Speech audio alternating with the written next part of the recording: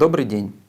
Сегодня в студии АЛЛАТРА ТВ психиатр и один из участников игры профессионалов «Что такое сознание» Диана Олейник.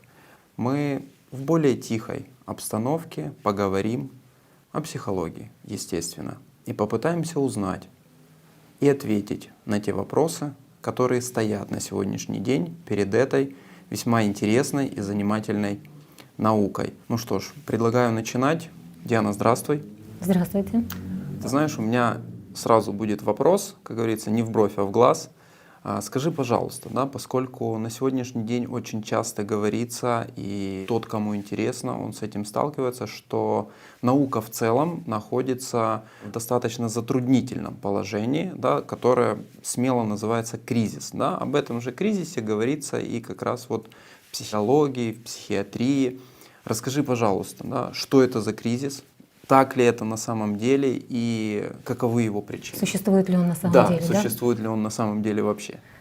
Я бы сказала, что о кризисе психологии как науки заговорили практически с того момента, как она перестала быть частью философии, потому что до второй половины XIX века она являлась частью философии, всего лишь одним из направлений ее. А примерно с начала XX века психология решила отделиться и заявила о себе как об отдельной науке, отдельном научном направлении. И с того момента очень многие уже современники, которые наблюдали этот процесс отделения и формирования ее как науки, они уже тогда заговорили сразу, что психология вошла в кризис. Почему этот вопрос поднимался и о чем они говорили? До второй половины XIX века психология была наукой о душе. То есть центральным предметом изучения этой науки была душа и изучение божественного начала в человеке. А после того, как она выделилась в самостоятельную науку, она отказалась именно от этого понятия как центрального предмета изучения. И практически с того момента и по сегодняшний день до сих пор не определен предмет этой науки, не определены цели ее задачи, соответственно, не выделены научные понятия, и остается постоянным разногласие и разных направлений в этой науке, и разных специалистов. Нет единого восприятия этих понятий, разногласия в того, как это понимать, как они соотносятся между собой. Поэтому говорить о том, что эта наука развивается, в принципе, не приходится. Я бы хотела сейчас зачитать две цитаты, они, возможно, знакомы многим специалистам, но для зрителей они будут новые, но на мой взгляд, они очень точно показывают и определяют причину кризиса психологии как науки. Психология для того, чтобы стать наукой, принесла сперва в жертву дух и божественное, а затем заклала душу и сознание, обнажившись до физиологического акта. Психология сначала потеряла душу, а затем сознание и рассудок. Она все больше превращается из науки о человеке, я которого есть частичка Бога, в науку о супер-ВМ, лишь называемой человеком. На мой взгляд, очень точно определена причина. И на самом деле основоположники научного направления, научной психологии Уильям Джеймс и Вильгельм Вундт, они и внесли впервые и утвердили это понятие, этот факт в науку, что у человека нет души. Они же, кстати, являются основоположниками теории личности, психологии. И этот факт в конечном итоге и привел к тому, что более 100 лет психология находится в непрерывном, непрекращающемся кризисе. Можно сказать, что она зашла в тупик. То есть вывод, он напрашивается сам собой. Когда люди отказываются от божественного, от своей истинной сути, то все общество, тут не только наука, а вся общество заходит в тупик. И есть еще один очень интересный момент, который обращает на себя внимание. Вместе с понятием души и духа из науки психологии ушло единство. Нет единого, то, о чем постоянно отмечают сами специалисты. Очень интересно, одну метафору я нашла у одного психолога, когда он говорит: мы все научные направления в психологии оказались на отдельных островах, разрозненных и не связанных между собой, утративших всякую связь. То есть психология превратилась просто в груду фактов, не согласованных между собой. То есть как раз то, о чем ты сейчас говоришь, это яркое отражение высказывания, которое приписывается Юлию Цезарю: «Разделяй и властвуй». Разделяя Да, власть. то есть как раз принцип системы, да, и принцип того, как, в общем-то, функционирует сознание. Сознание каждого человека, согласно, опять же, исконным знаниям, изложенных в книгах Анастасии Новых и в передачах с участием Игоря Михайловича Данилова. Но эти вещи очевидны нам с тобой, да, эти вещи очевидны тем людям, которые познакомились с знаниями, эти вещи очевидны тем людям, которые, скажем так, практикуют. И поэтому они знают принципы работы сознания, да, они знают принципы работы системы, они способны их отследить в себе, и они способны это увидеть в других людях. Но что становится интересно? Вот сейчас ты сказала о первопричинах, да, вот что изначально психология уже пошла не туда. Да, то есть если заявлялось о том, что изначально было предметом изучения душа, и потом, насколько мне известно, да, в психологии изучалось сознание. Не изучалась, описывалась. Дело в том, что психология, она должна как была бы изучать «я» человека, природу вот этого «я» сути человеческой и сознание.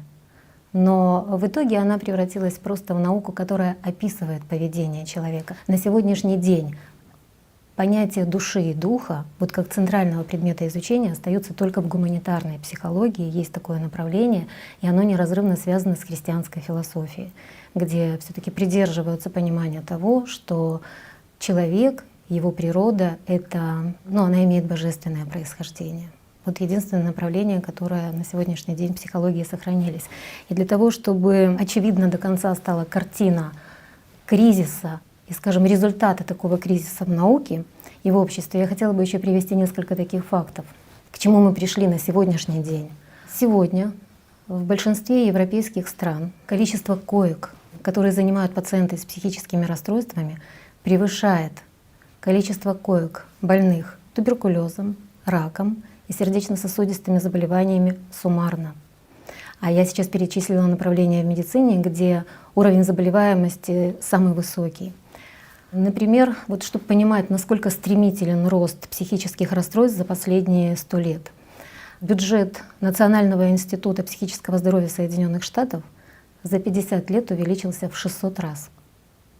И сегодня самым распространенным психическим расстройством является депрессия. Вообще Всемирная организация здравоохранения назвала ее эпидемией, которая охватила на сегодняшний день все человечество.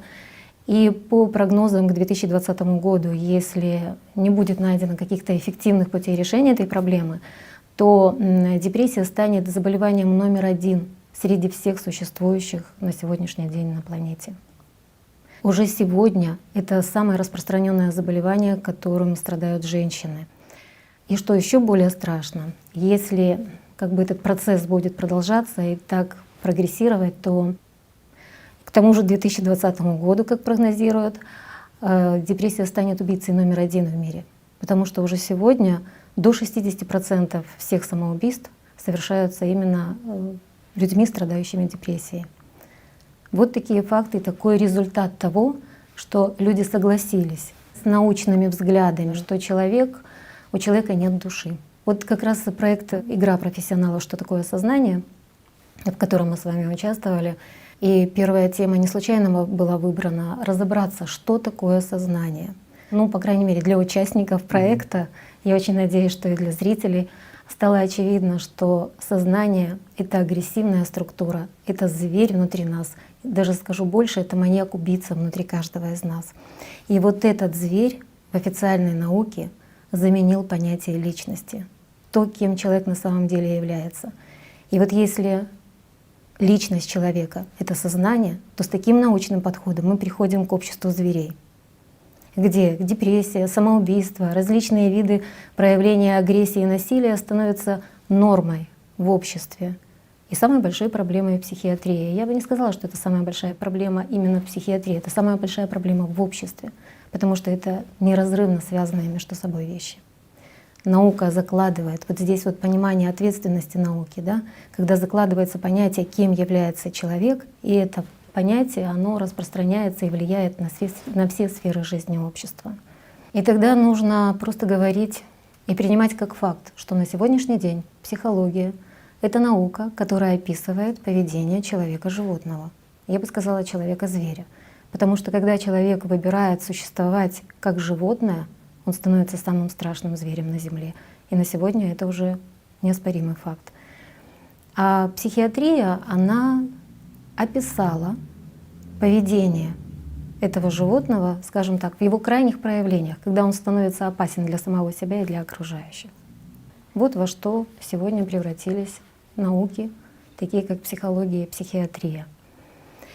И вот при всей такой, ну, я бы сказала, чудовищности ситуации, при очевидной беспомощности перед страданиями огромного количества людей, миллионов людей, на конгрессах, посвященных психологии и психиатрии, на различных съездах, да, безусловно, озвучиваются вопросы о том, что да, есть проблемы. Невозможно не обращать внимания на этот неуклонный рост психических расстройств.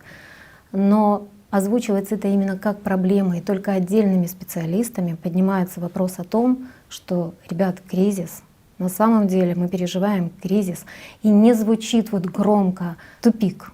Мы в тупике, мы беспомощны, мы не можем помогать. Ведь основная задача врача и специалиста в психологии — помочь другому человеку, помочь справиться с тем состоянием, которое его разрушает. И вот не звучит это так, а продолжает, например, обсуждаться там, реорганизация самой структуры оказания психологической помощи, совершенствование методов, каких методов, которые завели в тупик, но совершенствовать эти методы все равно, что совершенствовать страдания пациентов. Продолжают обсуждаться и подниматься вопросы лекарственной терапии при ее очевидной неэффективности. При том, что практически все психотропные средства в своем перечне побочных эффектов имеют весь список тех психических расстройств, с которыми они признаны справляться. Более того, очень важно же помнить, и об этом не говорят, что психотропные препараты — одни из самых токсичных по своему воздействию на человеческий организм. И нет таких органов или системы органов, которые бы не были подвержены этому токсическому воздействию. По большому счету можно сказать, что мы провоцируем развитие большого числа соматической патологии. То есть мы инвалидизируем людей, не помогая им. Ну, то есть медицина, да, вместо того, чтобы помогать людям, она занимается тем, что она начинает калечить человека. Да, не говоря уже о тех фактах, когда врач, да, когда наука, они начинают работать не на благо обществу, а на благо фармацевтических компаний. Ну, опять же, что, к сожалению, да, в современном обществе является очевидными вещами. И если, возможно, раньше это кто-то скрывал, прикрываясь какими-то, не знаю, моральными или личными взглядами, качествами, то сегодня это просто-напросто ни для кого не секрет. Да? Вопрос в том, что есть люди, которые соглашаются с этим и идут на это, да? Ну а есть, скажем так, рьяные противники такого направления. Ну, ты знаешь, из того, что ты проговорила, для меня стало очень шокирующим та информация, что ведь действительно, когда в основу такой науки, да, как психология, где само название говорит «наука о душе», да, подменяются понятия, где на первое место выдвигается сознание со всеми его губительными проявлениями, вот именно для человека, как существа целостного, да, как существа, в котором должно, да, преобладать духовное, он просто-напросто превращается в зверя. Ну, отсюда, скажем так, и методы лечения. Да? То есть эти же транквилизаторы, когда животное просто успокаивается, чтобы оно не буйствовало. Ну или если это не помогает, то, скажем так, уже животное ведется на убой. То есть то, что мы видим на сегодняшний день в современной психиатрии. Я бы сказала даже больше. Я понимаю, как это страшно сейчас прозвучит. Действительно, основное действие, которое оказывают психотропные препараты на людей, это такое психомоторное обездвиживание, то есть, знаете, как заторможенность, которую вводят. Можно сказать, что сегодня, продолжая назначать эти средства в качестве лечебного мероприятия, мы участвуем в убийстве людей. Звучит страшно, но, на мой взгляд, еще страшнее продолжать это делать. Вот вы сказали за транквилизаторы, мы содействуем убийству личности в человеке.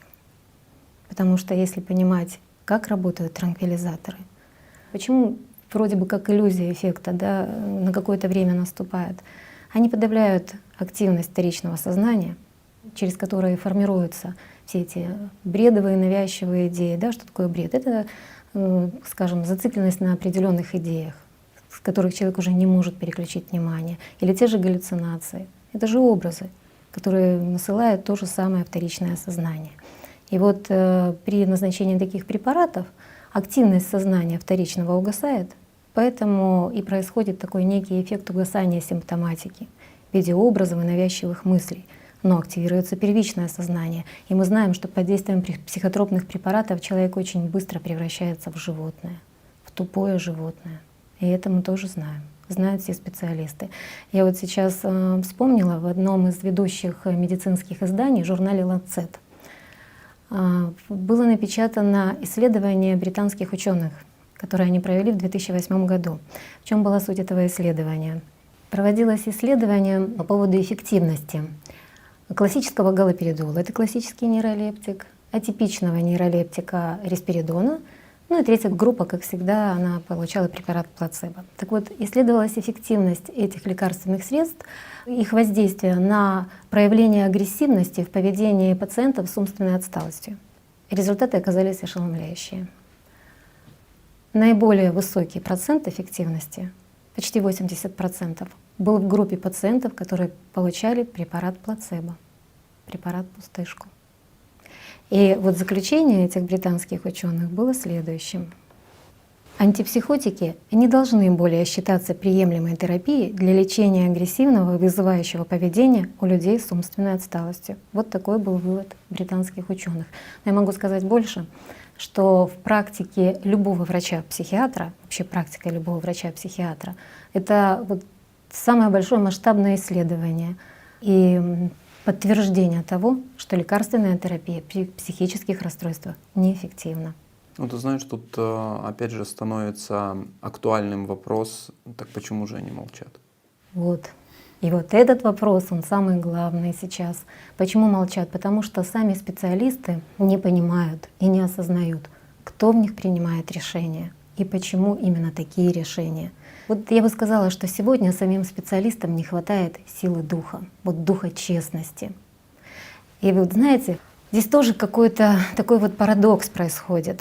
С одной стороны, ведь любая встреча врача, психиатра или психотерапевта, любая встреча психолога с человеком, который обращается за помощью, она начинается с того, чтобы определиться с самой проблемой, вот как фактом. Тогда есть с чем работать. Пока это не определено, мы не понимаем, что дальше делать.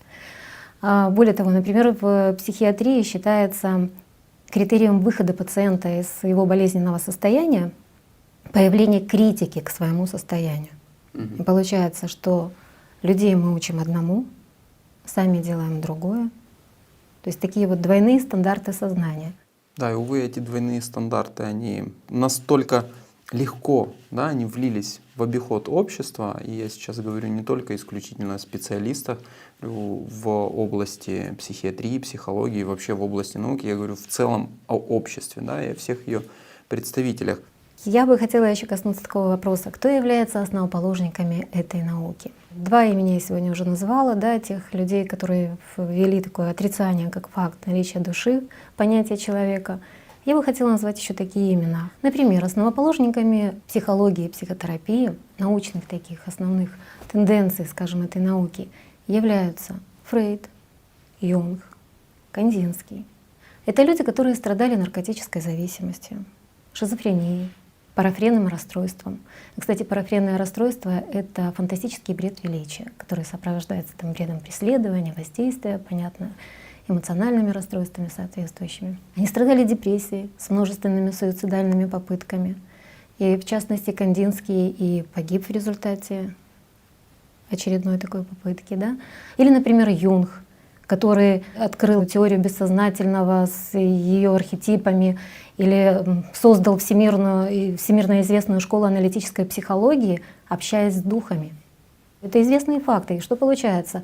Что галлюцинаторные фантазии, бредовые фантазии одного человека мы закладываем как научную основу, а остальных огромное количество других людей, которые проживают те же самые фантазии, да, и бредовые расстройства, мы, извините, назначаем им огромные дозировки галоперидола и обездвиживаем, и называем их психически больными.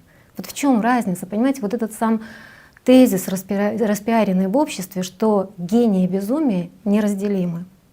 Откуда он пошел, кому он выгоден. И мы знаем, как он проявляется во всех других сферах общества, в искусстве и так далее. Все достаточно легко, просто посмотреть да, там, на биографию этих же гениев, да, на их жизненное описание и те действия, которые они совершали. И становится понятным, кому выгодно, да, чтобы такие гении становились или основоположниками, или лидерами определенных новых течений, да, там, или предлагали какие-то интересные взгляды на решение одной или другой проблемы. Но на самом деле просто-напросто вот, система, она выдвигает своих, скажем так, проводников, да, на лидирующие места, ну и, естественно, другими такими же проводниками это все подхватывается. И надиктовывает им да, свои основные принципы воздействия на человека. Потому что если посмотреть, какие принципы они заложили и провели в психологию, как это звучит личность. Я уже говорила, тут же Уильям Джеймс, который, он же был основоположником философии прагматизма. А что такое прагматизм? Это когда поведение и деятельность человека определяются корыстными побуждениями, корыстными интересами. То есть человек заявил: «Я эгоист». Правильно? Какое он мог дать определение для всех других людей? Что такое личность? Личность — это эгоист. А эгоист у нас — это кто? Это сознание. То есть система открытым текстом действительно заявляла о своих правах на человека таким образом. И дальше Фрейд, который вообще заявил: да, человек — это животное.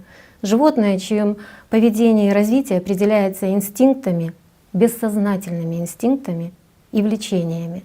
Самое основное из которых — это сексуальный инстинкт. И это все неразрывно связано со страхами. Более того, сексуальные желание человека никогда не может быть удовлетворено, что как бы формирует в нем потребность избавиться от самого себя. Это он назвал инстинктом смерти. То есть вот наука четко определила: человек — животное, чье поведение и развитие определяют секс и страх, и это ведет к самоубийству. Ну вот эти факты мы на сегодняшний день имеем. И дальше спорят и говорят, что очень много, там, мы не согласны, неофрейдисты говорят, что у нас совершенно другой подход к пониманию личности. Но это всегда будет, знаете, вот личность — это, вот если бы человек вдруг любой задал себе вопрос: кто я? И он начал бы искать этот ответ где? В психологии. И открыл бы учебники, то он бы почитал и увидел, что личность — это продукт социального в человеке. Личность — это совокупность или взаимодействие каких-то психических процессов. То есть это какой-то продукт и совокупность. И вот такие мертвые, безликие понятия, как психическая адекватность, субъективное ощущение комфорта, индивид, субъект деятельности, они описывают в науке, кем является человек. После всего этого, знаете, вот как, такое было ощущение, занимаясь этой наукой, что ты находишься в каком-то сыром, темном туннеле, из которого уже не видно никакого выхода. Вот, безжизненное пространство. И вот после всего этого, когда в мои руки попали книги Анастасии Новых, и я прочла, вот как там определяется, как там написано, кем является человек. Вот знаете, я бы хотела сейчас зачитать одно из этих определений для того, чтобы это стало понятно и зрителям, которые будут да, я нас думаю, это будет слушать. очень полезно. Само слово «человек» весьма непростое. «Чело» изначально имело значение «высший», почему в старину этим словом и обозначали лоб, а слово «век» — сила. В первоначальном значении — исполненный силой, вечный. Человек — это преисполненный, наполненный высшей духовной силой. А настоящий человек или исконный человек — это тот преисполненный, в ком доминирует эта высшая вечная сила, духовное начало. Пока человек не начнет понимать свою природу, ему будет сложно осознать, в чем же заключается его настоящее счастье. Из книги «АЛЛАТРА». Очень правильно. Пока человек не будет понимать свою духовную природу, да, пока человек не будет понимать, кто он есть на самом деле, пока человек не знает о том, что он двойственен, на мой взгляд, да, все то, что сделала психология, становится абсолютно бесполезным, да, и оно действительно губительно. И И ладно, это была бы только моя точка зрения, или только твоя точка зрения, или точка зрения участников проекта «Игра профессионалов», что такое сознание. Но ведь цифры, статистики, И факты. да, общество действительно погибает. Да, и погибает не от туберкулеза, погибает не от пулевых ранений, а погибает от тех, не просто даже От болезней, депрессии, да, от от того, чего эгоизма. на самом деле не существует. Да. От И работы люди сознания. просто-напросто мрут. Касательно понятия «человек», мне очень понравилось, как в передаче «Победа над собой» Игорь Михайлович с участницами разбирает вот на таком образном примере кокона и бабочки. Так что, ну, в общем-то, рекомендуем вам эту передачу к просмотру. Так же, как и в других, есть много всего интересного, но вот именно понятие «человек», которое уже было заложено в первых сериях книг, потом в книге «АЛЛАТРА», и вот уже в этой передаче очень наглядно просто снимаются многие вопросы, поэтому обязательно найдите время и посмотрите. Да, и о жизни есть еще такой интересный вопрос наблюдения, что сейчас в социально-исследовательском проекте «Единое зерно» мы находим то, что во многих древних языках слово «жизнь» и слово «дух» или «личность» обозначались одним и тем же словом. То есть что это всегда было едино, понятие жизни и духа. И возник такой вопрос, что так кто же живет в человеке, что сознание, получается, пытается обмануть, что живет оно, хотя на самом деле… Так, смотря что мы понимаем под словом «человек». Человек в современном понимании или в нашем понимании — это и есть как раз то, что мы видим и что мы слышим и воспринимаем. То, что вот носит одежду, делает прически и тому подобное. Это человек. Но в тех же древних временах человек понимался как внутренняя составляющая. Вот некоторые друзья могут возразить, сказать, ну это же неразрывные вещи. Нет. Абсолютно не так. Издревле воспринимался человек как духовная составляющая. Скажем проще, вот для понимания. Гусеница, которая свила кокон, и из нее развивается бабочка. Когда мы смотрим на кокон, мы говорим: это бабочка. А что мы говорим? Мы говорим: это кокон, в котором бабочка. Так и раньше воспринимали. Это тело, в котором человек. Ну, такое понимание было. Но оно потом забылось, немножко его затерли, но хотя отголоски есть, найти можно. Совершенно по-новому понимается, что значит стать человеком, да? Что это не просто нравственные качества какие-то, а прежде всего взращивание Ну, нравственные духа. качества тоже очень хорошо. И, в общем-то, здесь огромная заслуга религии, причем разных религий, которые существуют. Они действительно давали морально-нравственные качества. Но, в общем, эти качества — это замечательно развивать, но без духовного развития это всего лишь временное явление. Поэтому духовное — это гораздо важнее, чем, скажем, развитие исключительно морально-нравственных качеств, потому что это будет игра в хорошего человека. А внутри сознание будет действовать как у хорошего человека, так и у плохого, абсолютно одинаково. То есть как те же самые мысли приходят морально-нравственно воспитанному человеку и обычному, скажем, хулигану. Это легко проверить на одни и те же вопросы, какие мысли приходят в ту или иную ситуацию. Практически абсолютно одинаково. Ну, разве что культурному будет подаваться более культурная информация.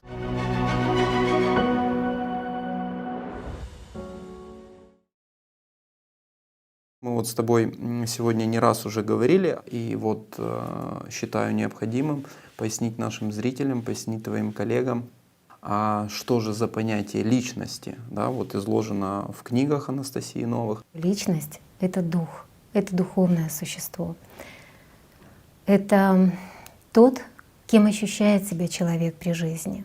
Личность обладает правом выбора между духовным началом и животным началом. Именно личность обладает жизненной силой, и именно личности принадлежит такой инструмент, как внимание. Знаете, сейчас я просто подумала о том, что очень комфортно, очень радостно, очень… Ну, это действительно огромное удовольствие говорить о том, что человек — это живое. живое существо, потенциально бессмертное существо. Даже вот само понимание, откуда, вот что такое совесть. Вот мы говорим всегда совесть, да? А ведь совесть и личность — это идентичные понятия. Это проявление мира духовного в человеке, это проявление жизни в человеке. Вот мы в игре профессионалов использовали такое понятие, как гипотеза, и говорили, что ну вот мы берем такую научную гипотезу, опираясь на знания, изложенные в книгах Анастасии Новых и в передачах с участием Игоря Михайловича. Но я бы сейчас хотела убрать слово «гипотеза». В психологии это не наука о человеке, мы уже сказали, это наука о человеке-животном. Так вот, единственная живая, истинная наука о человеке — это «АЛЛАТРА». Это наука о жизни, это наука о любви, это наука о том, как стать настоящим человеком. И называть это гипотезой, ну, это единственная наука на сегодняшний день.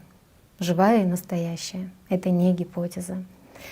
И, конечно, когда я сама к этим знаниям соприкоснулась, вообще это было очень удивительное состояние. Это сразу, вот его иначе не опишешь. Это был такой живой отклик, это была просто радость. Это, вы знаете, вот как будто окропили живой водой. По-другому это не назовешь. Чувство защищенности, это такое чувство радости, это такое чувство веры в себя. И я помню очень, для сознания удивительное было состояние, но оно действительно было, вот как бы я помню это удивление. Очень много и информации, и знаний, которые изложены в этих книгах. Сначала были книги, передачи позже уже вышли с участием Игоря Михайловича.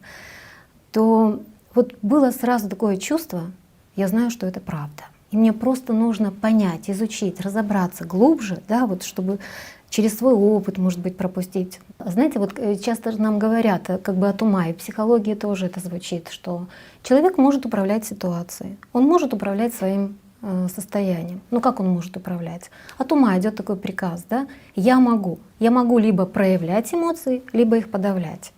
Подавленные эмоции приводят к заболеваниям. Все. Хотя, насколько мне сейчас известно, да, в психологии это достаточно популярное направление.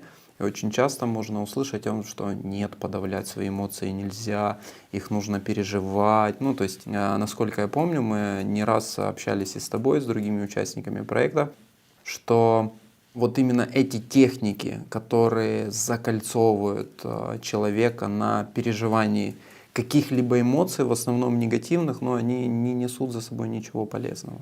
Да, на самом деле так. Но вот этот первый опыт, когда получаешь, да, с пониманием, что ты личность, что ты действительно свободна, и ты можешь принимать эти решения, это совершенно другое понимание. Когда начинаешь наблюдать за сознанием, наблюдать за этими мыслями, которые приходят, отказываться вкладывать в них внимание.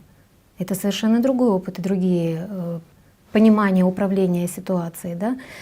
Пусть там уже в момент, когда началось какое-то эмоциональное реагирование, но ты останавливаешься, берешь блокнот, ручку, и все, что ты не досказал, слава Богу, да, ты идешь это и записываешь. И при этой записи мысли приходит успокоение, состояние меняется, потому что происходит отделение от этих мыслей, уже начинается процесс наблюдения за ними. И, конечно, когда этот опыт стал появляться, когда в собственном доме, в собственных отношениях стали такое настоящее спокойствие, комфорт, умиротворение появляться, то невозможно было не начинать этим делиться. И получилось, что в процессе обучения, конечно, я стала эти знания применять и свой опыт на основе этих знаний в работе с пациентами. И вот здесь, конечно, сознание со своими сомнениями влезло. Вроде бы для себя я это приняла, да, я была уверена, я понимала, что я буду идти и дальше продолжать работать, потому что я видела очевидный эффект. Но тут сознание говорит: так, а как же это рассказать? А вот сразу рассказывать про двойственную природу человека, ведь человек же никогда про это не слышал и не читал, да? Или, например, а вот рекомендовать или не рекомендовать книги Анастасии Новых, там, передачи с участием Игоря Михайловича, и когда? А иначе что подумают? И вот все эти глупости, но на самом деле это был очень важный и интересный этап. Потому что, вот что я хочу сказать, знаете, нет такого и не должно быть разделения у специалиста. Я сижу дома, к чему-то готовлюсь, что-то изучаю, потом я встречаюсь с человеком и как бы отрабатываю на нем какие-то знания. Нет. Вот эта работа над собой — это непрерывный процесс. Непрерывный. Я учусь. И в какой-то момент я встречаюсь с разными людьми, они обращаются за помощью. Я могу делиться тем, что помогает мне самой. Вот на том этапе, на каком я нахожусь, так я и помогаю. И это такой, знаете, процесс взаимного изучения. Мы помогаем друг другу. И вот когда вот эти все понимания, наблюдения накапливались, то есть это не может быть каких-то разных этапов, разных периодов. Я постоянно работаю над собой, я постоянно учусь контролировать свое сознание, я учусь наблюдать мысли, я учусь наблюдать, как они ловят мое внимание, да, как развиваются эти эмоциональные состояния. И в этом процессе я делюсь. И вот когда это понимание определенно уже накопилось, ну, я так понимаю, что процесс отделения от сознания усиливался, становилось легче, и вот пришло в какой-то момент такое понимание: да нет, ну Анастасия Новых, она же не написала несколько томов, а как бы так постепенно подвести каждого своего читателя к тому, что его природа все-таки двойственна. Нет. И вот я так вот все и рассказывала. Как рассказывать? Да вот так, как написано. Вот так и рассказывать. Да, человек двойственный, потому что люди приходят, они задают, уже сами они задают эти вопросы. Например, ну что со мной происходит? Я причиняю боль своим близким и родным людям, я это осознаю, сам от этого страдаю, и снова продолжаю повторять это снова и снова. Ну что я вообще за зверь такой? Откуда во мне это? Я же чувствую, с одной стороны, что это плохо. Я же умею относиться и чувствовать по-другому, да? Или, например, человек говорит: я понимаю, что все мои проблемы из-за того, что я зациклен на определенных мыслях. Вот если бы я переключил внимание или перестал об этом думать, мне стало бы легче. Но я не понимаю, как это сделать. Или когда люди говорят: у меня такое чувство, что я вообще не управляю никакими ситуациями, что я вообще как какой-то робот, и мною управляют. То есть сами вопросы людей, они более честные, более глубокие, чем порой ответы специалистов. И когда возникает этот вопрос от сознания: а сразу рассказать, не сразу, а что я могу другое рассказать? Все остальные ответы не ответы, они завели в тупик. И это единственный ответ. О чем тут думать? Ведь все просто, но вот нужно, чтобы прошел этот процесс, какое-то понимание, и тогда все стало легко, просто и понятно. Да, сразу вот так, как есть, сразу рассказываю. Исходя из того, что ты сейчас рассказала, да, о том, что становится легко, становится понятно, становится легко и понятно тому, кто занимается. Тому, кто занимается, и тот, конечно. кто практикует. И, естественно, те честные вопросы от пациентов, когда они говорят: я не понимаю, что со мной происходит, я словно робот. Ведь специалиста, который не знаком с этим, да, ведь несложно прочитать, несложно взять в обиход какую-то новую терминологию, да, или попробовать на специалисте откатать какую-то новую технику, которая вышла там в научном журнале, или специалист ее услышал на конференции. Ведь сложно приструнить этого зверя в себе и потом понимать, вот как эти все его механизмы работают. И вот когда ты это все понял на себе, вот тогда я считаю, что можно такого врача называть практиком, а не теоретиком. Теория и практика — это вообще разные вещи. И вот практик, он может своему пациенту подсказать, помочь. Возможно, он уже прошел, да, какой-то путь сам, и для него этот вопрос тоже интересный, он этим делится и помогает человеку. Да? А возможно, случаются и такие пациенты, которые становятся на путь и вместе со специалистом, с терапевтом идут вместе, они вместе проходят, таким самым образом они развиваются вдвоем. Но без практики. Знаете, тоже вот еще такое, то, на чем сознание очень сильно забрасывает этими сомнениями, а рекомендовать или не рекомендовать книги, потому что в психологии классической не принято работать с мировоззрением человека. И рекомендации такие могут быть только при его уже запросе и все. Но здесь, на мой взгляд, опять же, на мой взгляд и из собственного опыта, другая ситуация. Дело в том, что я рекомендую сразу и книги, и передачи.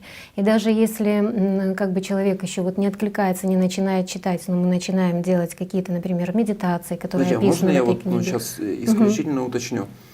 Ты сейчас сказала, я рекомендую сразу и книги, и передачи. Заходит к тебе человек, говорит: Диана, здравствуйте, меня зовут, меня зовут Александр. Александр, вот книги, вот передачи, почитайте, встретимся. Честно, иногда мне хочется это сделать, потому что это, это вообще честно, правильно, и на самом деле есть огромное количество людей на сегодняшний день, которые без всяких рекомендаций специалистов. познакомились с книгами, читают, изучают, слушают передачи Игоря Михайловича и избавились от неврозов, тревог, различных видов зависимости, панических атак, от которых они много лет лечились у специалистов.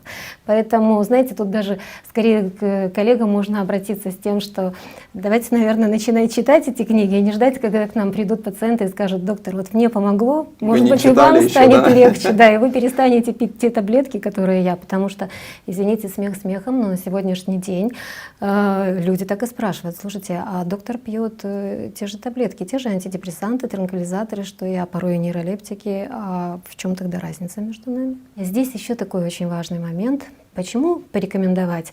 Потому что, понимаете, мы учимся другому общению, живому общению. Вообще можно сказать, что мы учимся жить. Мы этого не умеем. Мы знаем, как существовать, но мы не знаем, как жить.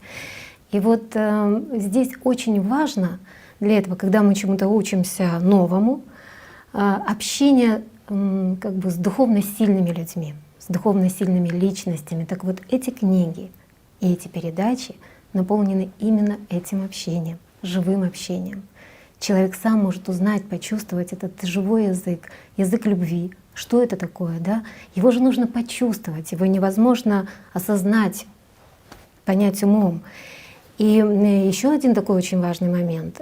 Дело в том, что я ведь сама в процессе как бы обучения, я сама учусь, я сама еще на этом пути, и я могу поделиться лишь своим пониманием. Но книги и передачи, они содержат всю полноту этих знаний. Человек может все это понять для себя и принять гораздо быстрее, и мне подсказывать, и делиться. То есть это, знаете, такой взаимообогащающий уже процесс. Но, во всяком случае, Игорь Михайлович рассказывает, и мы с вами знаем много примеров, что откликаемость на эти знания, готовность принять, готовность начать жить у разных людей разная. И почему я должна становиться вот таким вот, как тормозом, да, на пути развития человека? То есть я поделилась, рассказала, а дальше это свободный путь, и мы уже вместе учимся. И это очень интересно, это очень интересно, это совершенно другой процесс. Ну, ты знаешь, вот по поводу того, что есть действительно прямой доступ к этим знаниям, есть прямой доступ к этой информации. Это очень важно, что ты это озвучила, потому что, к сожалению, да, и это озвучивалось не в одной передаче, появляются те люди, которые, к сожалению, где-то послушали свое сознание, да, и они почему-то начинают разрабатывать какие-то свои методики на основе этого всего. Совершенно верно. Вот очень хороший вопрос, Александр. Оно действительно, вот в этом моменте, когда я сама, только я сама рассказываю об этом, делюсь своим опытом, да, тут такой момент очень скользкий происходит, знаете, когда вот появляется от сознания вот это желание создать авторскую методику, усилить свою значимость, это же такие вот шаблоны сознания. И вот здесь как раз в этом моменте, поэтому нет, сразу, вот есть источник знаний, чистых знаний, не пропущенных через опыт и понимание только одного человека. И опять же, только в том количестве, на том этапе, в каком он сам сумел это понятие освоить на данный момент. Поэтому нет и не может быть никаких авторских методик на основе знаний. Это мое вот абсолютное в этом убеждение. Пример такой авторской методики — теория Фрейда. И результат мы знаем, к чему это приводит. Поэтому вот есть знания, и все. Во всей своей полноте и чистоте. И, пожалуйста, они открыты для всех людей. И поэтому я считаю, что никаких авторских методик на основе знаний быть не может.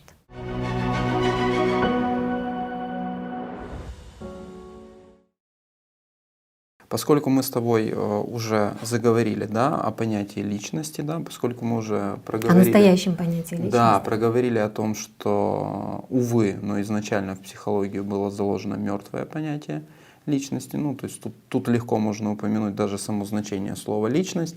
Личность, это было взято из Древней Греции, обозначала маску, которую надевал на себя актер, игравший в театре. Думаю, сейчас у всех в сознании всплывает образ вот этих керамических масок, где или эмоция, да, там, крайне позитивная с большой улыбкой, или же наоборот крайне негативная. То есть по правилам пьес в то время актер не должен был и не имел права выражать никакие эмоции. Он просто одевал подходящую маску. То есть уже, да, тогда, поскольку ты сегодня сказал о том, что психология долгое время была всего лишь ответвлением философии. Направлением, одним из Да, ее направлений. было заложено некорректное, да, вот понимание личности. И во что это уже трансформировалось, ты сегодня озвучила. Вот поэтому давай как раз поговорим, что же может произойти, да, или что случится, когда психология примет вот это истинное понимание личности. Вот если посмотреть, в чем суть, запускной механизм развития любой проблемы, любого психического состояния, в сосредоточении внимания человека на определенных образах и мыслях и погружение в соответствующее эмоциональное состояние. На чем основаны все психотерапевтические подходы, чтобы помочь человеку выйти из этих состояний? На переключение внимания человека и формирование у него нового отношения к той ситуации, которая является для него травмирующей. И вот на этих двух моментах я хотела бы остановиться. Переключение внимания, но на что оно идет? Переключение внимания на другие образы и мысли, которым точно так же соответствует определенное эмоциональное состояние. И оно может быть изменено в любой момент, потому что все это поле игры сознания. Этим процессом не управляет ни пациент, ни сам врач, если мы не отделяем себя от работы сознания. И получается вот эта закольцовка по кругу. Переключение внимания пациентов занимается не врач и не сам пациент, а сознание, система. Тот, кто стоит за всей этой системой. Можно сказать, вообще для каждого человека сознанием, системой и тем, кто за этим стоит, мы называем его дьяволом или программистом, прописан сценарий. Вот этот спектакль от начала жизни и до конца для каждого человека. Если он в него включается, он идет четко по этому сценарию. И можно сказать, что работа врача с пациентом — это всего лишь часть этого сценария. Это всего лишь очередные роли. И управляет этим процессом как раз тот, кто управляет всей системой сознания. И пока врач не поймет, пока люди не поймут, что личность человека — это не сознание, что это тот, кто может наблюдать работу сознания, тот, кто может отказываться от этих мыслей и образов. А для этого нужно понять, что я есть личность. Дело в том, что непредсказуемым для системы, скажем, уйти от этого сценария, от выполнения этих ролей, может только личность. Почему? Вот в книге «АЛЛАТРА» описана конструкция, целостная энергетическая конструкция человека. На сегодня уже, слава богу, известно. Нейрофизиологи нам помогли с этим определиться, что человек — это не только тело, что сознание — это как минимум полевая структура, и находится она вне тела человека. Но нужно понимать, что есть целостная энергетическая конструкция человека. Душа ведь тоже находится не в теле, а она у человека есть. Значит, есть что-то большее. И в этой энергетической конструкции положение самой личности таково, что оно и позволяет ей быть наблюдателем по отношению к своему сознанию. Вот когда эти знания приходят, когда вот это изучаешь, а еще и продолжаешь изучать, как это работает в своей собственной конструкции, становится понятным, откуда эта позиция наблюдателя. Потому что, например, когда пациент приходит к врачу с какой-то проблемой, для врача она очевидна. Для врача очевидно. Почему? Потому что по отношению к этой ситуации он находится в позиции наблюдателя. То есть она сама по себе, он отстранен, он не вовлечен, потому что проблема начинается тогда, когда мы погружаемся в какую-то ситуацию. Собственно, даже не в ситуацию, мы погружаемся в работу сознания. И вот тогда у нас суженное восприятие ситуации, и мы не видим выхода. Вот почему становится все-таки легче? Есть такой временный эффект, потому что многие коллеги, многие сейчас зрители, которые могут нас слушать, они скажут: нет, подождите, мне помогает. Временно. Временный эффект есть. За счет чего? Вот за счет того, что когда человек приходит, и врач, находясь сам в наблюдении, в позиции наблюдателя по отношению к его ситуации, помогает ему выйти в эту позицию, да? Но нет знания, нет понимания, как в ней оставаться. Поэтому пока человек с врачом, и они со стороны смотрят на эту ситуацию, и выход кажется очевидным, человек возвращается домой, проходит день-два, он звонит и говорит: пока я был с вами, было вроде все понятно, а сейчас все сначала. Почему? Он остается наедине со своим сознанием, и игра продолжается. Нет отделенности. Не развивается тот, кто может наблюдать эту работу сознания постоянно. Вот преимущество позиции личности. Более того, когда врач остается один, у него начинается точно та же игра сознания. И у него есть свои проблемные ситуации, по отношению к которым ему выход не очевиден. И очень часто специалисты обращаются друг к другу за помощью, например, когда возникают проблемы в их собственной семье или с их собственными детьми. И это наглядно это показывает. И что еще помогает? Во всех психотерапевтических методиках используется так называемый принцип исповеди. Мы все это знаем. Если мы пришли, кому-то рассказали о своей проблеме, нам становится легче. Ну, кстати, для этого не обязательно идти к специалисту. Можно позвонить подружке, можно зайти к соседу, да, там, ну, тут уже кто как. И человек, когда делится, ему становится легче на какой-то такой непродолжительный момент. Почему это происходит? Дело в том, что в основу исповеди изначально вот есть такое понятие, как катарсис, очищение. Вот это истинная была работа по изучению своего сознания. Вот такого честного, добросовестного изучения с пониманием, кто занимается этой работой. С позиции личности велось это наблюдение. Досконально изучалось, как приходят мысли, да, как они захватывают внимание человека, как одномоментно, если это были групповые занятия, как одномоментно 2-3 людям сразу приходит одна и та же мысль. Например, для того, чтобы создать конфликт между людьми. Да? Если мне о вас в какое-то время приходит мысль, там, какой вы, Александр, нехороший, недобросовестный и так далее, то если вы тоже занимаетесь такой же работой над собой и изучаете, как работает ваше сознание, вы можете пронаблюдать, что примерно в это же время к вам придут подобные мысли обо мне. То есть, когда есть это понимание, кто во мне занимается этой работой, да? И для чего? Самая главная цель — для чего?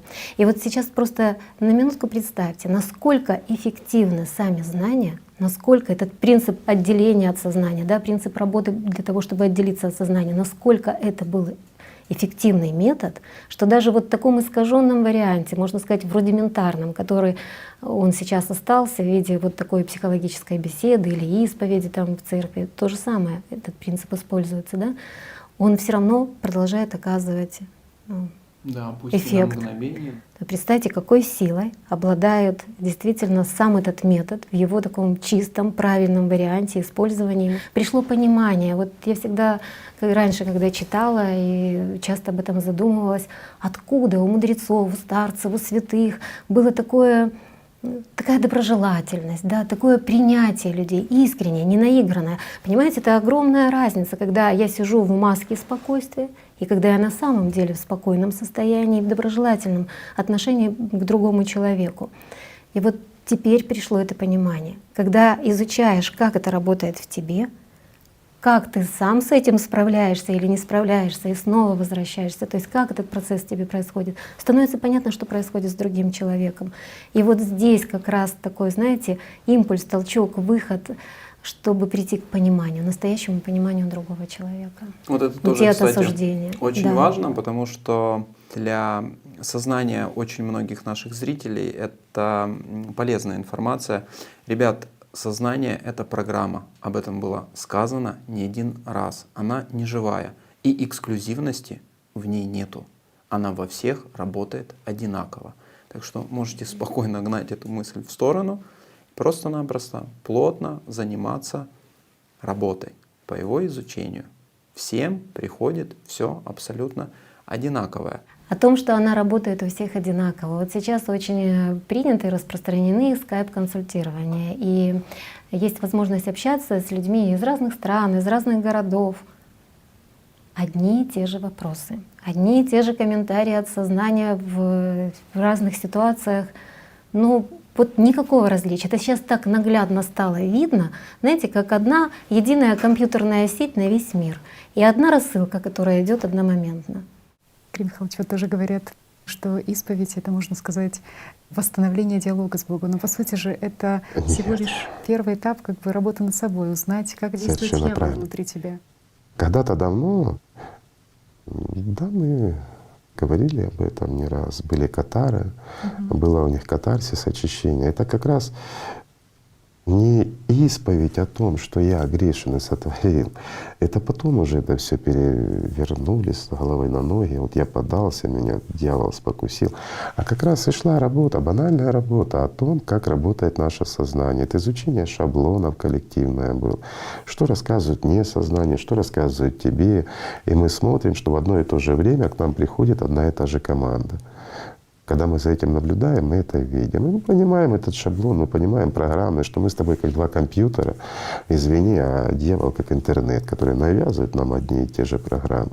Да и все. Ну и поняв эту шаблонность, мы его просто посылаем с его программами подальше, и он выполняет уже функцию ту, которую нам надо. Да? Нам надо вот с утра пообедать, сходить на работу, сделать то-то, то-то, и все, а дальше меня не трогает.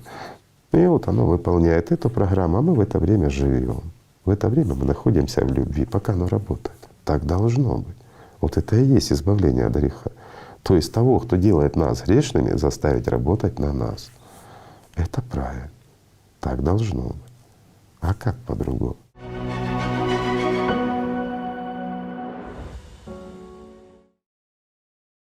Если мы понимаем, что сознание агрессивно по отношению к каждому из нас, и оно агрессивно по отношению к другим людям, так оно себя проявляет. Так вот, сознание у специалиста работает точно так же, как у человека, который обращается к нему за помощью. Тогда возникает вопрос: такое агрессивное сознание настроено помочь другому человеку? Почему, например, очень важно, чтобы каждый специалист признал себя личностью и развивался как личность? Это возвращает к искренности. И искренности в том, что начнет проживать сам специалист, сам человек. Я уже говорила о том, что есть, например, большая разница — одеть маску спокойствия или находиться действительно в спокойном и доброжелательном состоянии. Если специалист воспринимает себя «я» как сознание, то становится понятным, почему ни сам специалист, ни люди, которые обращаются к нам за помощью, не могут прийти к спокойному состоянию. Сознание работает со скоростью 60 мыслей в секунду. И это поток агрессивных, негативных и навязчивых мыслей, постоянных мыслей приказов. О каком спокойствии может быть речь? А личность, она связана с душой. И проявление вот этого чувства, вот этого потока чувств, который постоянно идет от личности к душе, это, собственно, язык общения духовного мира с человеком. Это истинный язык общения вообще между всеми людьми. И когда начинаешь учишься отдавать внимание чувствам, направлять внимание к душе и погружаешься в это тихое, спокойное, доброе состояние, из которого даже не хочется выходить. Вот только тогда приходит понимание, где находится внутри нас истинное спокойствие, откуда черпается вот это спокойное и доброжелательное состояние. Ну, вот смотрите, когда люди к нам приходят, они ведь приходят к нам очень сильных, таких разбалансированных эмоциональных состояниях. И первое, что нужно помочь человеку — успокоиться. Но ведь сознание работает у всех одинаково. И на самом деле любой человек, который находится под активным воздействием своего сознания, любой такой человек находится в нестабильном эмоциональном состоянии. И единственное, что он может делать со своими эмоциями, либо подавлять, либо выражать. Но я же специалист, я не могу выражать сейчас эмоции. Значит, что я буду делать? Подавлять. И как раз синдром эмоционального выгорания сами специалисты написали, исходя из своих собственных состояний. Он написан специалистами. Да? Откуда берется этот синдром? Кстати, обратите внимание, нет синдрома чувственного выгорания. Хотя вот эта игра понятий, эмоции и чувства, она присутствует везде. В любом учебнике, в любом издании, в любой научной статье. В одном предложении можно встретить эмоция тоски и через несколько слов или в том же предложении чувство тоски. Нет чувства тоски, есть только эмоция тоски. Очень важно понимание личности, ощущение себя личности наконец-то даст понимание, что эмоции и чувства — это совершенно разные вещи. А этого понимания до сих пор нет. И мы играем с этими понятиями. Эмоции — это то, что причина обусловлена. Они всегда имеют причину и всегда имеют окончание. Рано или поздно самая длительная эмоция заканчивается. Да? А чувство — это безусловная категория. Это то, что не имеет ни начала, ни конца, и она не зависит ни от каких внешних причин. Чувство, как я уже сказала, — это язык общения духовного мира с личностью. Это Его можно назвать только потоком такой жизненной энергии. Чувство — это любовь, это радость, это счастье, доброта. Вот что такое истинные чувства. И уже из них рождается понимание, уважение, принятие, истинная забота. Вот это чувство. Нет чувства одиночества. Нет. Нет чувства тоски. Не бывает такого. А вот эмоции как раз злости, обиды, тоски, одиночество — вот это все эмоции. И на самом деле вот это преимущество выбора, вот этот выбор данной личности, между чем каждое мгновение я выбираю. Отдать внимание программам сознания и погрузиться вот в эти эмоции тоски, раздражения, там, любых других негативных переживаний. Или отдать внимание чувствам. И тогда я всегда в любви, в радости и в счастье. И вот это огромная разница. И тогда вот как происходит вот это синдром эмоционального заражения? Вот сейчас нам вообще стал понятен этот механизм, как это происходит. Приходит пациент со своими эмоциями, а специалист точно так не защищен. Он точно так управляем своим сознанием. И оно постоянно формирует у него какие-то эмоции. Если эмоции пациента, ситуация, например, которую он рассказывает, резонирует с тем, что переживает сам специалист, он заражается этими эмоциями. Либо он может испытывать другие, потому что его сознание-то активно. И оно точно так постоянно, и прямо во время консультации забрасывает специалиста мыслями: а как мне все это надоело, да сколько можно рассказывать одно и то же, да скоро я сам стану таким идиотом, как они. Это все идет, и это честно. И он эти мысли слышит, но эти мысли имеют определенную эмоциональную окраску.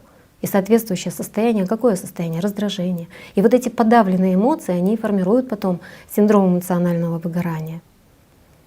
А если человек, сам специалист, сидит в чувстве любви, в чувстве радости, в чувстве счастья. Вот есть такие понятия: сострадание и сочувствие. Со обозначает совместное действие. Так вот, когда мы находимся под контролем сознания, не отделяем себя от работы сознания, тогда мы вваливаемся вот в эти сострадания, в те же эмоциональные переживания, которые часто нам транслирует пациент. А к специалистам приходят люди в крайне негативных эмоциях. И так целый день. И он не знает, как от этого защищаться. А есть сочувствие. Вот когда я нахожусь в этих чувствах, да, они намного сильнее любых эмоций. Получается, мое состояние более сильное. И я помогаю человеку, как бы подтягиваю к этому состоянию, да, помогаю ему это почувствовать, самому погрузиться, вот найти в себе то живое, что откликнется и способно проживать такие же чувства. И это совершенно разные вещи. Так что можно сказать, что вот понимание личности, понятие личности и жизнь как личность дает любому человеку и специалисту защищенность и от синдрома эмоционального выгорания, и от психических расстройств у того же специалиста. Посмотри, ведь сколько всего, общаясь сегодня с тобой, мы раскрыли, да, вот сколько новых понятий, сколько новых явлений. И даже вот то, что ты сейчас проговаривала о синдроме эмоционального выгорания, о сочувствии, да, ведь и уже сегодня мы упоминали о энергетической конструкции человека, да, и несложно найти на Ютубе, посмотреть, как выглядит эта конструкция, да, можно прочитать в книге «АЛЛАТРА», как она выглядит, и специалисту станет понятно. Как происходит это взаимодействие, Правильно. это взаимоиндукция, да, как мы заражаемся этими эмоциями. Потому что на самом деле то, о чем я говорю, этот опыт есть у каждого человека. Все мы знаем, что когда мы расстроены чем-то, угнетены, раздражены, и рядом оказывается просто спокойный человек, нам становится легче, нам даже хочется оказаться рядом с таким человеком. Да?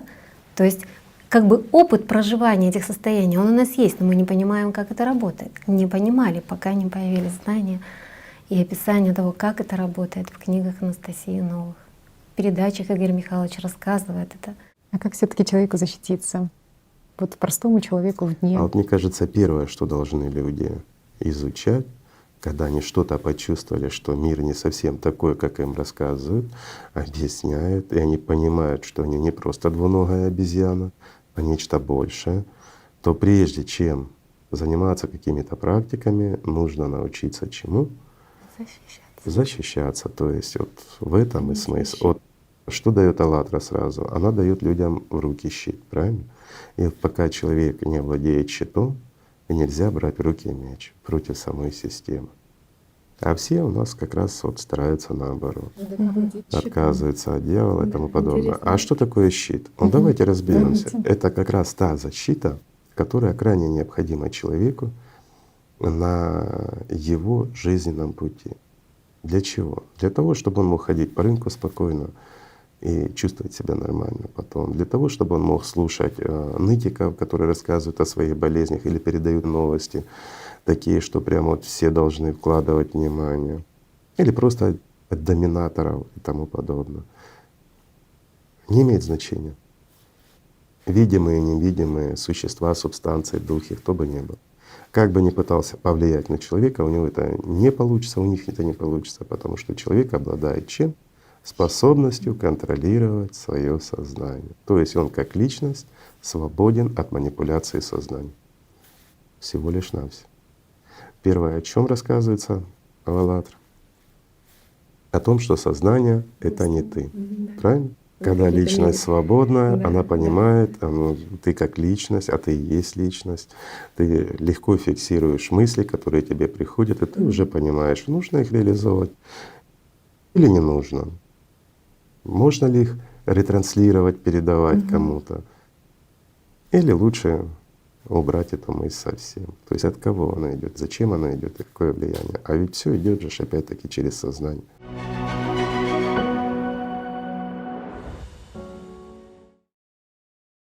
Еще было очень сейчас полезно услышать, вот как ты описывала состояние, да, вот состояние, когда человек находится в любви, да, человек находится в покое. И вот как раз буквально одна из крайних передач — это щит. Как раз становится понятно, да, что же это за щит, да, вот что он помогает и кому защитить и от чего. И ведь это хорошо, почему? Потому что поскольку функция сознания — это разделение, да, сегментирование, то многие люди считают, вот, ну там личная жизнь, да, там дом — это одно, профессия — это другое, ну как вот я могу это применять там или там, вот это, эти знания, допустим, у меня вот для этого, а вот там, не знаю, на работе я буду пользоваться совершенно другим.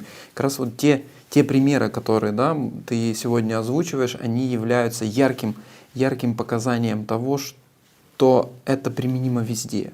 Что на самом деле жизнь — это одна большая школа, Конечно. где мы учимся в первую очередь быть людьми, а потом уже специалистами, родителями, друзьями и так далее и тому подобное. И вы знаете, еще, Александр, часто звучит этот вопрос, когда рассказываешь людям, делишься уже этими новыми пониманиями. Я понимаю, что они для них новые. Это, в определенном смысле очень неожиданно. Мы не умеем, нас не учили так, не учили жить. И очень часто люди задают такой вопрос: как это? У меня не будет эмоций, я перестану эмоционировать, это, вот я, и тут же я что, стану бесчувственным? Вот понимаете, тут даже в самих вопросах. Но здесь нужно просто, чтобы люди понимали, что, во-первых, пока мы здесь, вот в этом трехмерном пространстве, до самого последнего мгновения работа сознания никогда не остановится. И никто у нас это право выбора жить эмоциями или отдавать внимание чувствам и жить чувствами никто не заберет. Пожалуйста, в любую минуту любой из нас может выбирать, чем ему жить и чему отдавать внимание. Но при этом давайте помнить, что из-за чего мы приходим на консультацию? Из-за эмоций, которые нас раздирают и убивают. Да? Давайте помнить о том, что на 80-90% эти эмоции негативны. А почему они негативны? Мы уже говорили о том, что у сознания есть одна цель — получить как можно, забрать жизненную энергию человека, и получает он ее через эмоции, на которые провоцирует личность. И негативные эмоции, они наиболее сильные и продолжительные. Поэтому это принцип работы сознания, потому что иногда у людей бывает такая иллюзия. Но можно же научиться жить в положительных, преимущественно в положительных эмоциях. Невозможно. Это принцип работы сознания. Оно все равно будет всегда создавать конфликты, в общем, любым способом вызывать именно негативные эмоции. Программа, она и есть программа. Она есть да, программа, она действует конечно. согласно Для неё заданным важно алгоритмам. получить энергию как можно больше. А между тем о том, что эмоции убивают, было известно давно. Еще Авиценна проводил эти эксперименты, когда он в клетку посадил молодого ягненка, молодое здоровое животное, да, которое там поили, кормили, а напротив в клетку посадил волка. И через несколько дней ягненок умер. Ничего не угрожало жизни ягненка от страха, от того страха, который он постоянно испытывал. Это был такой наглядный пример, наглядный такой очень эксперимент о том, что эмоции убивают. Эмоции убивают, мы это видим. Они разрушают нашу жизнь, они убивают нас. Эмоции — это качество животного. Эмоциями живет животное. А у человека тем он и отличается от животного, что он живет, когда чувствует. Вот в чем основное отличие. И вот этот выбор дан человеку, и вот этот выбор имеет личность человека. Быть животным, эмоционировать, или жить как человек, чувствуя, испытывая чувства. А чувства, я уже сказала, чувства есть только любви, радости и счастья. И эти чувства и есть сама жизнь. И вот представьте, вот на самом деле основной запрос у всех людей, которые обращаются с проблемами, вообще у всех людей, это потребность в любви. Вот если все вот совсем зайти вот до самой-самой сути, то это будет потребность в любви. И мы ее везде ищем, мы ее от всех ожидаем, мы ее постоянно от всех требуем. А все просто. Источник этой любви внутри каждого из нас. И мы способны жить этим, наполняться. И вот представьте, человек, который наполнен любовью, да у него все сразу есть. Ему вообще ничего не надо. У него действительно сразу все есть. Он счастлив. Важно только прекратить искать Вот ее и во есть внешнем. выбор, да. И прекратить бегать и начинать ее требовать от кого-то другого. И действительно, когда человек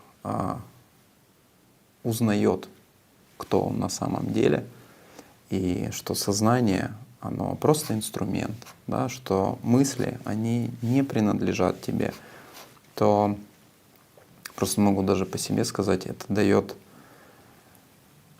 для сознания необъяснимое чувство свободы.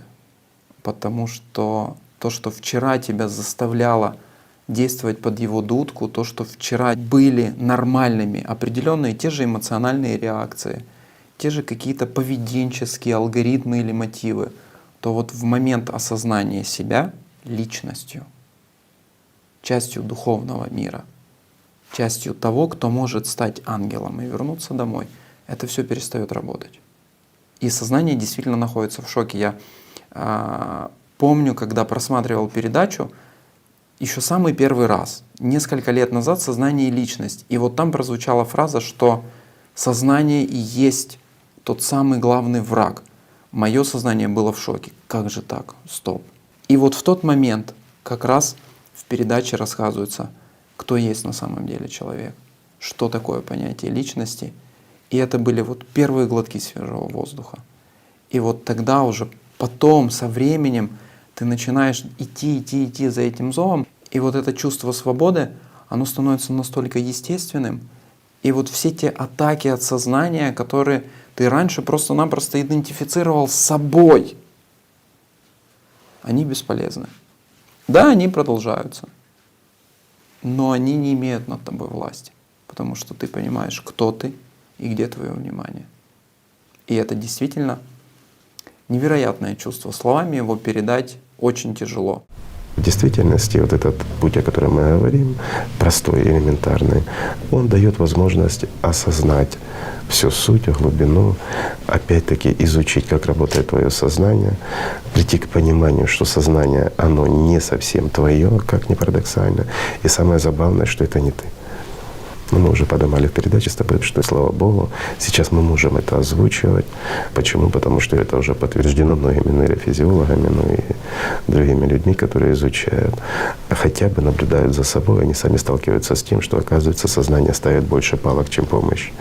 В колеса, имею в виду. При процессе познать его, вот в стремлении. С чем это связано? С тем, что сознание каждого индивида, оно является частью целого, это как грибница. И система, она действительно существует. И то, о чем говорят в религиях, в Библии, что есть дьявол, да, конечно, есть. Никто не спорит. По-разному можно его называть. Это можно называть всемирным разумом, это можно называть абсолютом, это можно называть чем угодно, или информационным полем. Скажем, удобнее это система.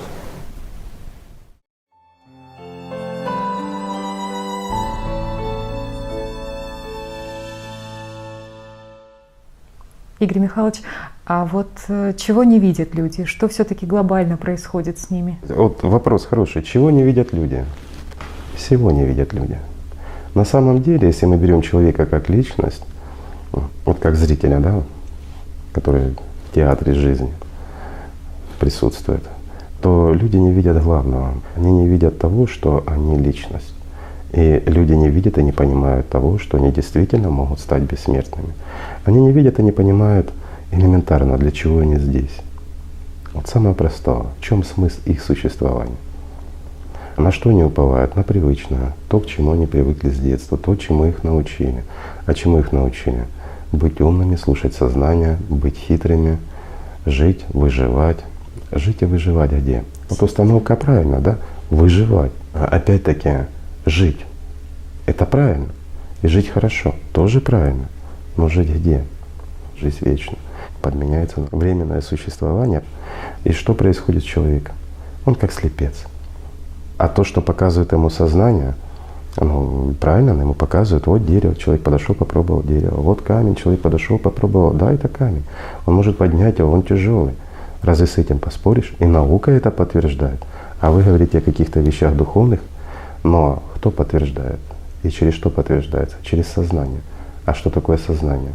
А вот человеку как раз и кажется, что сознание — это он. А он ли? И вот здесь самая большая загадка. И самая большая слабость того же, кого называют дьяволом или системой.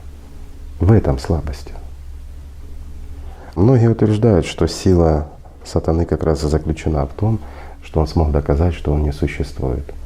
А любой человек, ставший на путь духовный и начавший познавать все сложности этого пути и всю его простоту и прекрасность, то он первое, что он видит, то, что сознание его не его. И оно не служит ему. А это и есть диктатор. Это и есть часть системы, которая им же и манипулирует. И делает из него, как и свободная личность, раба. В этом смысл. Но для того, чтобы человек это увидел, он должен в первую очередь жаждать свободы внутренней. Не хотеть, не желать, а жаждать. Это должно быть его потребностью. И вот тогда, когда человек чувствует эту потребность, вот тогда он может пройти этот путь.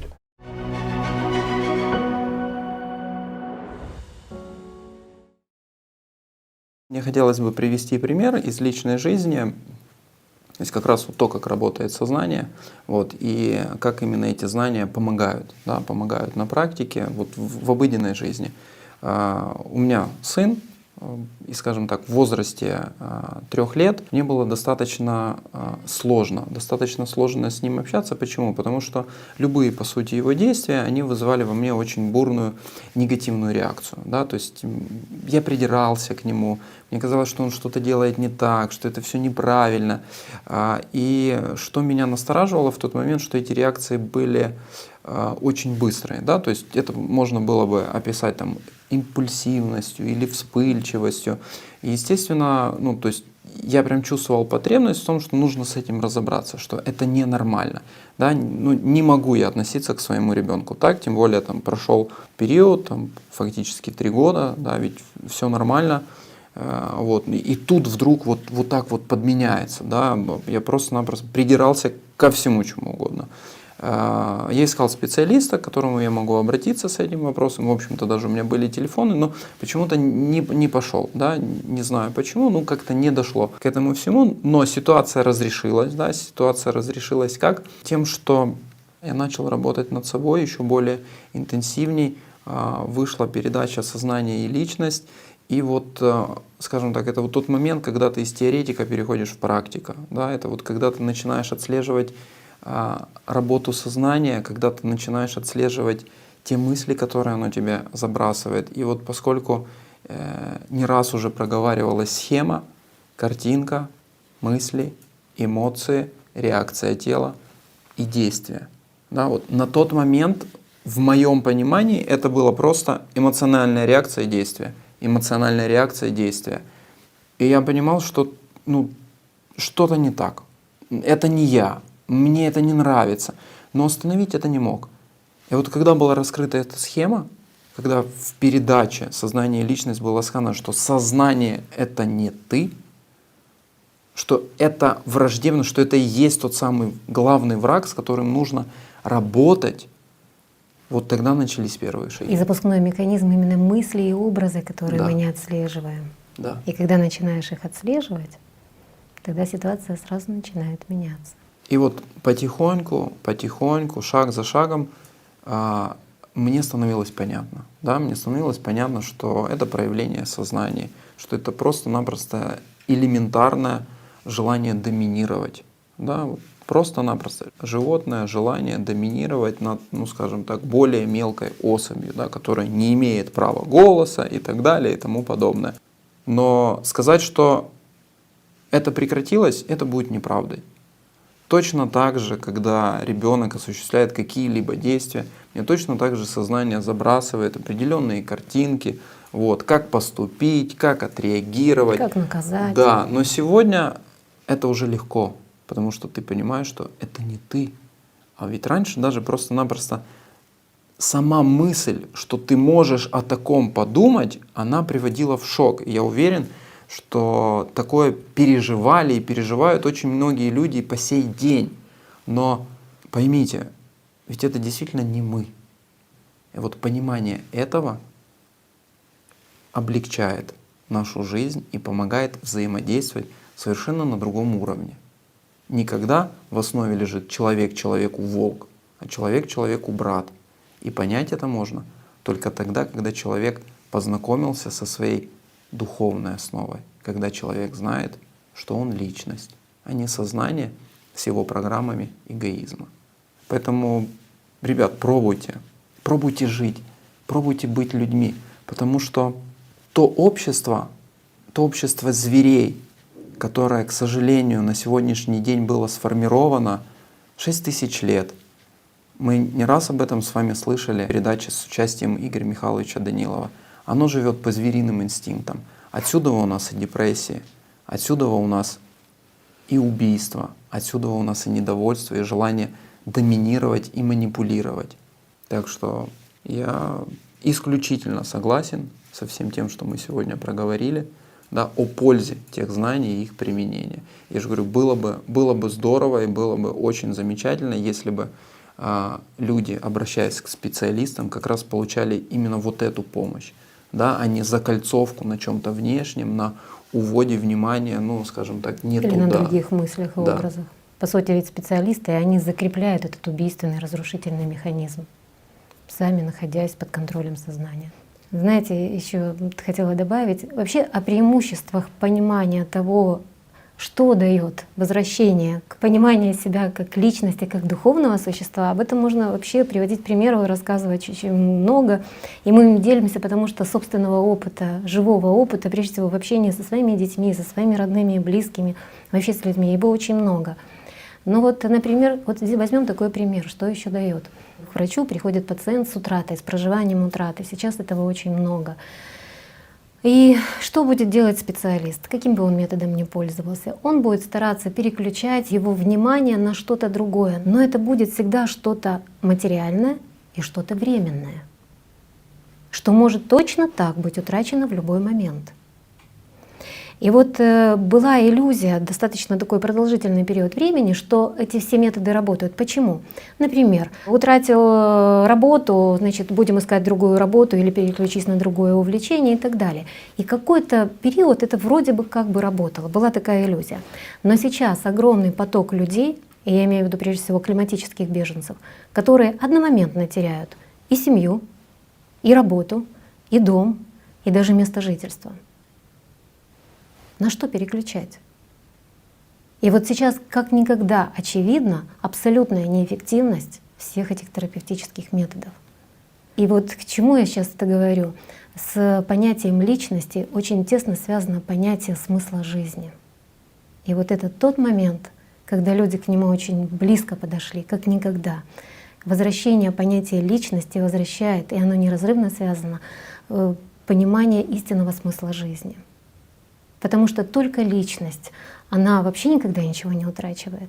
Она только приобретает и она приобретает жизнь. Вообще вот смысл жизни личности, вообще смысл жизни человека — обрести жизнь.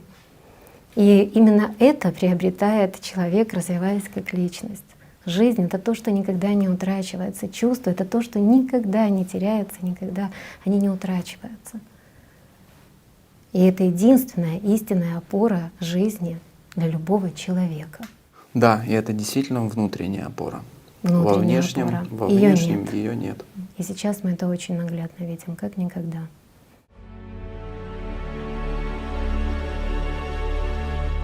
Радость бывает разная. А радость бывает от сознания, от приобретения чего-то. Но она скоротечна. Вот почему радость, скажем, чувственного единения с миром духовным, оно не иссякает, оно не перестает, оно не может надоесть. Да? В чем вопрос? В том, что она всегда, каждый миг новый. Это бесконечность новых ощущений, чувственных восприятий, скажем так. Это кипящая жизнь. Она наполнена жизнью. Но жизнь, наполненная жизнью, по-другому не назовешь. А в мире материальном кратковременная иллюзия. Придя в этот мир, не вышел с него живым, значит, он просто сжег свою жизнь. Поэтому и надо изучать свое сознание. Но здесь есть один маленький феномен. Когда человек изучает свое сознание, оно приходит в ужас. Сознание приходит в ужас. А когда личность осознает, что она личность, она испытывает неимоверное счастье. Почему это происходит? Потому что в эти моменты каждый из них соприкасается с тем, кто их создал.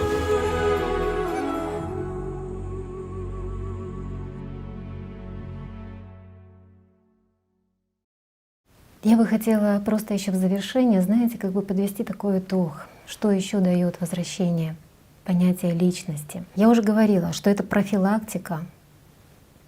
Вот сейчас эти призывы звучат: давайте искать методы профилактики от психических расстройств. Так вот, возвращение, истинное возвращение понятия личности в науку для каждого человека, оно и есть самая лучшая профилактика психических расстройств. Если каждый человек начнет жить как личность, развивать себя как личность, как духовное существо, не будет никаких психических расстройств. Их просто не будет. Не будет страданий, не будет проблем. Потому что, смотрите, основа любого психического расстройства — эгоизм. Я самый несчастный, ко мне все не так относятся, или я такой важный, что все разведки мира за мной гоняются. Неважно, как бы это ни транслировалось, с какой стороны, но это всегда будет эгоцентрические мысли. А проявление эгоизма у нас — это сознание. Нет эгоизма, нет страданий и болезней, нет психических расстройств.